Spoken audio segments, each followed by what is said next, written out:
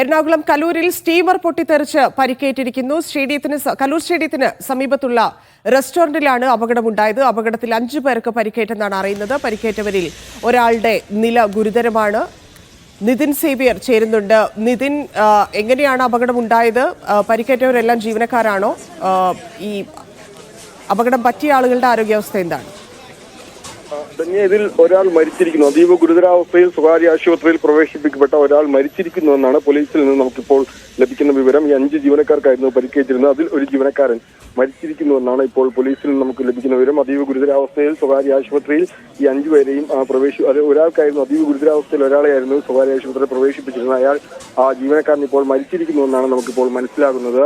മറ്റ് 4 പേരും വിവിധ സ്വകാര്യ ആശുപത്രികളിൽ ചികിത്സയിലാണ് ഉള്ളത്. അതിൽ ഒരാൾ ഇപ്പോൾ 5 പേരിൽ ഒരാൾ ഇപ്പോൾ മരിച്ചിരിക്കുന്നു. ഈ കടയിലെ ജീവനക്കാർ തന്നെയായിരുന്നു 4 പേരും. ഈ 4 പേർ ഈ കടയ്ക്ക് അടുക്കളയ്ക്കകത്താണ് അല്ലെങ്കിൽ കിച്ചണകത്താണ് ഇത്തരത്തിൽ ഈ ബോയിലർ പൊട്ടിത്തെറിച്ച് വലിയ തോതിലുള്ള അപകടമുണ്ടായത്.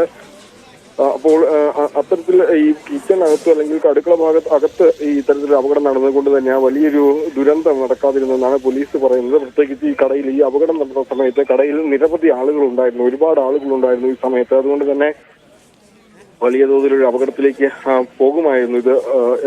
ഇത് പുറത്തായിരുന്നു നടന്നിരുന്നെങ്കിൽ, പക്ഷെ അടുക്കളയ്ക്കകത്ത് ഇത്തരത്തിലൊരു അപകടം നടന്നുകൊണ്ട് തന്നെ വലിയ ഒരു അപകടം ഒഴിവായി എന്നാണ് പറയുന്നത്. പക്ഷേ അപ്പോഴും ജീവനക്കാർ ഒരുപാട് പേർ ഈ അടുക്കള ഭാഗത്തുണ്ടായിരുന്നു. ഈ ജീവനക്കാർ 5 പേർക്കാണ് പരിക്കേറ്റത്. ഇതിൽ ഒരാളുടെ നില അതീവ ഗുരുതരമായിരുന്നു. അയാളാണ് ഇപ്പോൾ സ്വകാര്യ ആശുപത്രി എത്തിച്ച ഉടൻ തന്നെ മരിച്ചു എന്ന വാർത്ത പുറത്തു വരുന്നത്. ഈ അപകടം നടന്ന ഉടൻ തന്നെ പോലീസും ഫയർഫോഴ്സും ആംബുലൻസുകളും അടക്കമെല്ലാം തന്നെ ഇങ്ങോട്ടേക്ക് എത്തിയിരുന്നു. വലിയ തോതിലുള്ള രക്ഷാപ്രവർത്തനങ്ങൾ നടത്താൻ ശ്രമിച്ചിരുന്നു. ഈ കട അടക്കം സീൽ വെച്ചത്, തൊട്ടടുത്തുള്ള കടകളും എല്ലാം സീൽ ചെയ്യുകയും ഒക്കെ ചെയ്തിരുന്നു. പക്ഷെ അപ്പോഴും ഈ ജീവനക്കാരെ ആശുപത്രിയിൽ എത്തിച്ചെങ്കിലും അതിലൊരാൾ ഇപ്പോൾ മരിച്ചു എന്ന വാർത്തയാണ് പുറത്തു വരുന്നത്. ഈ അപകടം നടന്ന സമയത്ത് ഇവിടെ കടയിൽ നിരവധി ആളുകൾ ഉണ്ടായിരുന്നു എന്നാണ് നമുക്ക് മനസ്സിലാകുന്നത്. അവരെയൊക്കെ തന്നെ ഇവിടെ നിന്ന് മാറ്റിയിട്ടുണ്ട്. തന്നെയാ ഓക്കെ, വലിയ തിരക്കുള്ളൊരു കട കൂടിയാണല്ലോ നിതിൻ. ഈ ജോലി ചെയ്തിരുന്ന ഈ പരിക്ക് പറ്റിയിരിക്കുന്ന ആളുകളെല്ലാം ഇവിടുത്തെ മലയാളികൾ തന്നെയാണോ, ഇല്ലെങ്കിൽ പുറത്തുനിന്ന ആളുകളൊക്കെ ജോലി ചെയ്യുന്ന ഒരു ഹോട്ടൽ കൂടിയാണല്ലോ? കാര്യത്തിൽ കൂടുതൽ വിവരങ്ങൾ പോലീസിൽ നിന്ന് നമുക്ക് ലഭിക്കേണ്ടതുണ്ട്. 5 ജീവനക്കാർക്ക് പരിക്കേറ്റ് അവരെ ആശുപത്രിയിൽ കൊണ്ടുപോയെന്ന വാർത്ത മാത്രമാണ് പോലീസിന് പറയുന്നത്. ഇവരുടെ അടക്കം ഐഡന്റിറ്റി അടക്കമുള്ള കാര്യങ്ങൾ ഈ കടയുടെ ഉടമസ്ഥനും ഒരു മാനേജറും അടക്കം പോലീസ് അവരോട് ചോദിക്കുന്നുണ്ട്. ഏതായാലും നിലവിൽ ഇവരുടെ ഐഡന്റിറ്റി അല്ലെങ്കിൽ ഇവർ ആരൊക്കെയാണ് എന്ന കാര്യത്തിൽ പോലീസിന് വിവരം ലഭിച്ചിട്ടില്ല. ഏതായാലും അത്രയും വാർത്തകൾ ഇപ്പോൾ പുറത്തു വരുമെന്നാണ് വിശ്വസിക്കുന്നത്. ഇപ്പോൾ ഏതായാലും ഒരാൾ മരിച്ചു എന്ന വാർത്ത പോലീസ് സ്ഥിരീകരിക്കുന്നുണ്ട്. ഓക്കെ, ഇത് എന്തുകൊണ്ട് സംഭവിച്ചു എന്ന് പറയുന്നുണ്ടോ?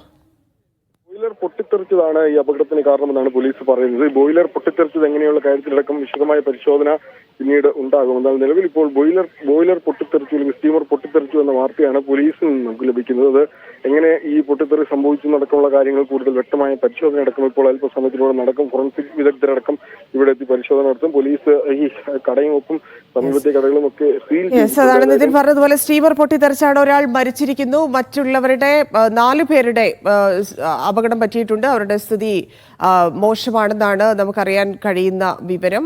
വൈകിട്ടോടെയായിരുന്നു സംഭവം. സ്റ്റീമർ ഇത് ഒരു ഇഡ്ഡലി കടയാണ്, വലിയ തിരക്കുള്ള കടയാണ്. നിരവധി ആളുകൾ അവിടെ ഉണ്ടായിരുന്നു. ഈ 5 പേർക്കാണ് സ്റ്റീമർ പൊട്ടിത്തെറിച്ച് പരിക്കേറ്റിരുന്നത്. ആശുപത്രിയിൽ എത്തിക്കുമ്പോൾ ഒരാൾ മരിച്ചു എന്നുള്ള വിവരമാണ്. വലിയ അപകടമാണ് ഉണ്ടായിരിക്കുന്നതെന്ന് മനസ്സിലാക്കുന്നു. മറ്റു വിവരങ്ങൾ അല്പസമയത്തിനകം അറിയാൻ സാധിക്കും.